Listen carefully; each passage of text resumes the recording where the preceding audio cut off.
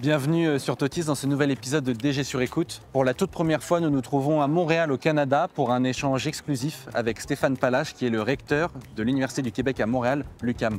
Bonjour Stéphane Palache. Bonjour et bienvenue à l'UQAM. Merci de nous accueillir. C'est un plaisir.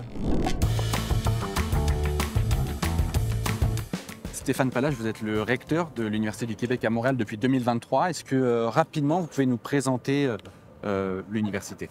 Alors, c'est une jeune université, l'UQAM, créée en 1969. Elle a presque mon âge, 55 ans.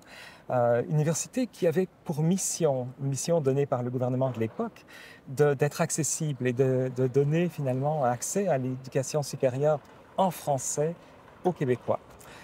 Cette mission, elle l'a remplie de façon phénoménale, avec, en 55 ans, plus de 300 000 diplômés. 300 000, c'est énorme. C'est le même chiffre que l'Université McGill, mais en 200 ans. D'accord, merci beaucoup Stéphane. Alors justement, vous l'avez dit, quelles sont les spécificités et les valeurs de cette université francophone, laïque et publique? Laïque, publique, accessible, créative, totalement ouverte sur le monde. Alors, on est là pour parler d'international, hein, d'une certaine façon. Nous accueillons chaque année de très nombreux étudiants internationaux. Les Français sont le contingent le plus grand, avec plus de 2500 étudiants qui chaque année viennent de France et qui, je pense, se sentent très vite chez eux, à la maison, et je les comprends. Moi, je suis moi-même européen d'origine, de Belgique. Je suis arrivé au Québec en 1995 et je vous avoue que je m'y sens toujours chez moi. Alors justement, qu'est-ce que vous appréciez chez les étudiants français qui rejoignent souvent le Canada et plus particulièrement l'UQAM? Écoutez, nous partageons une culture qui est d'une très, très grande richesse. Le Québec a une particularité, c'est que le français y est rare, y est précieux, et on le défend et on le valorise au quotidien. Alors, les étudiants français, ils nous aident d'une certaine façon avec leur culture, avec leur langue, à accomplir cette mission-là de valorisation du français à Montréal. Puis, vous savez, il y a quelque chose de vraiment intéressant chez les étudiants internationaux et chez les Français en particulier. Ils ont l'impression de venir en France. Ils ont l'impression que Québec, Montréal, c'est la France. Et avec raison, on parle la même langue. Mais très vite, ils réalisent qu'ils sont en Amérique. Mais c'est l'Amérique en français, puis ça vaut de l'or. C'est absolument unique au monde. C'est ici que ça se passe. Effectivement, merci encore une fois Stéphane Palache pour toutes ces réponses. Alors on va revenir sur vous rapidement. Quelles sont vos ambitions pour l'UQAM et quels sont les grands éléments de votre feuille de route? Alors, nous avons un très gros projet de création d'une nouvelle faculté, une faculté des sciences de la santé. Alors, je dis santé et non pas maladie, parce qu'en fait, quand on regarde les dépenses de nos ministères de la santé, justement, 99% du budget passe dans le soin, la maladie.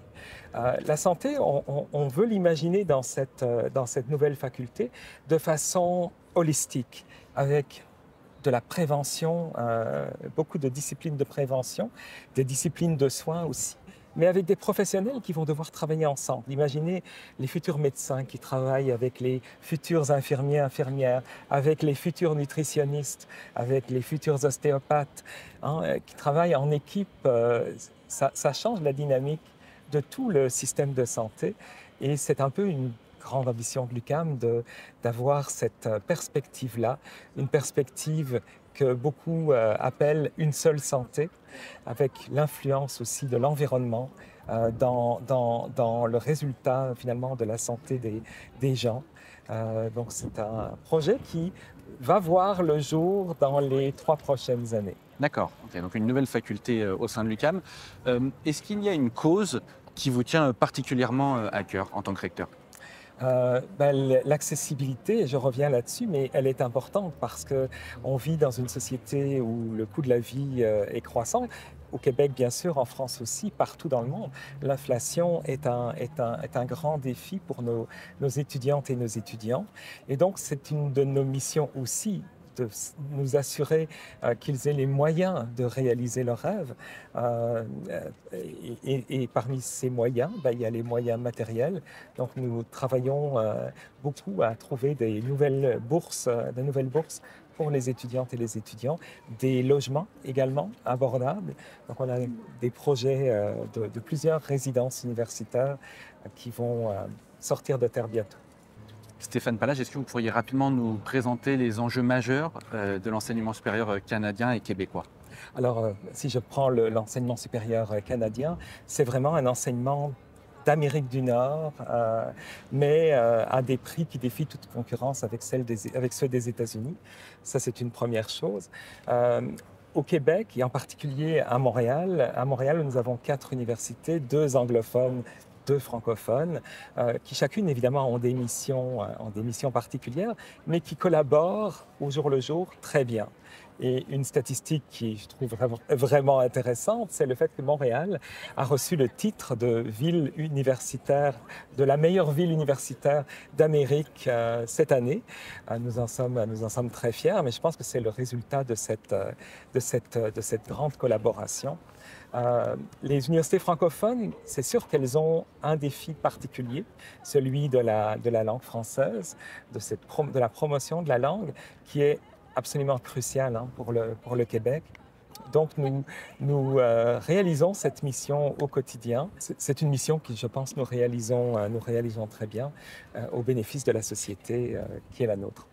Alors un mot, Stéphane Pallage, là on se trouve en plein milieu du campus du cœur de Montréal. Il y a une ambiance, il va y avoir un concert ce soir. Peut-être nous parler de ce campus en plein cœur de ville?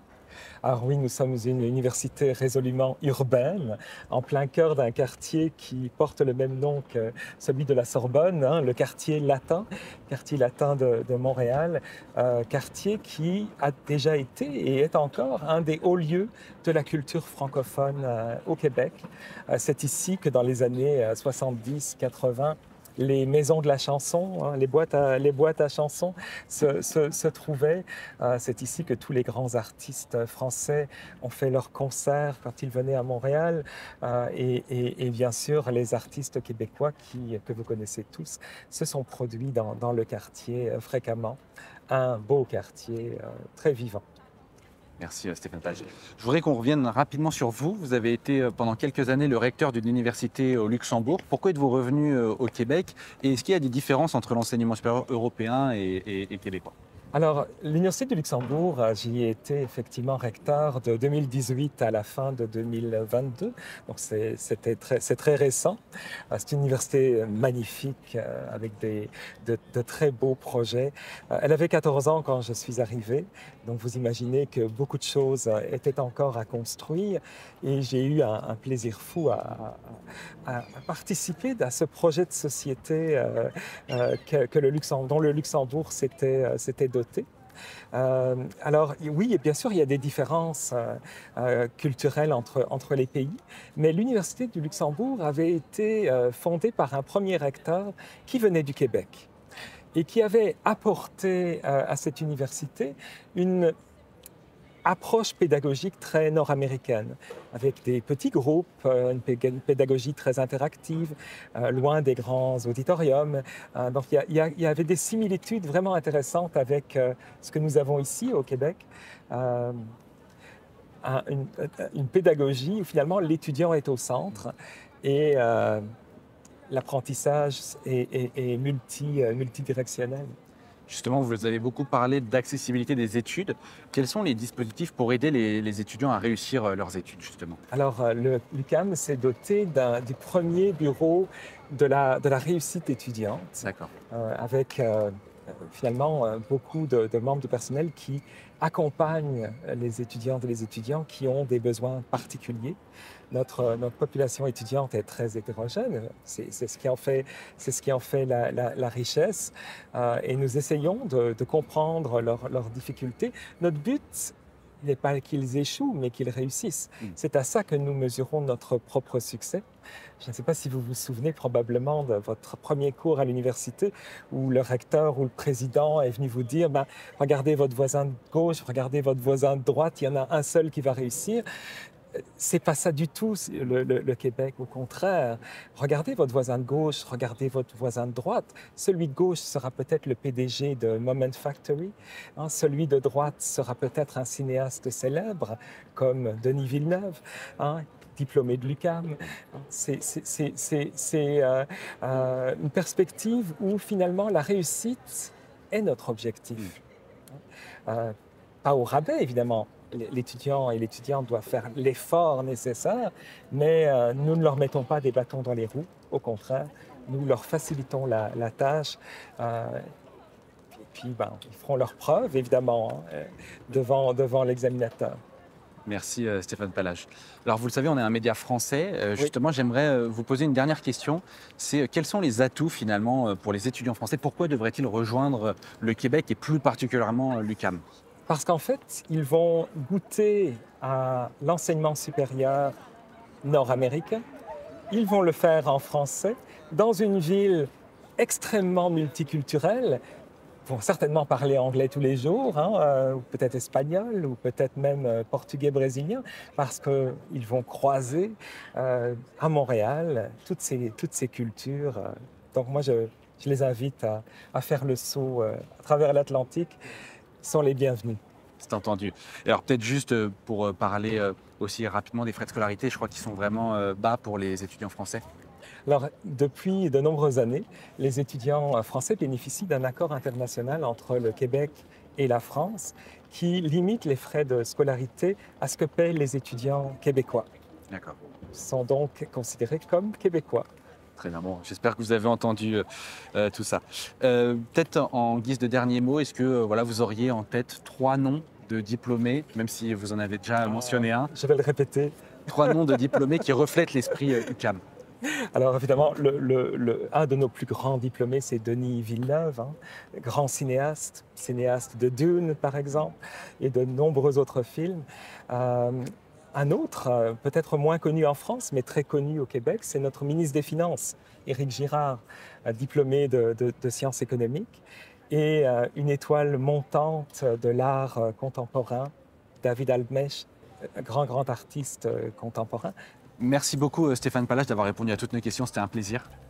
Le plaisir était partagé, merci à vous. Et puis on se retrouve très prochainement sur Totis. Au revoir. Au revoir.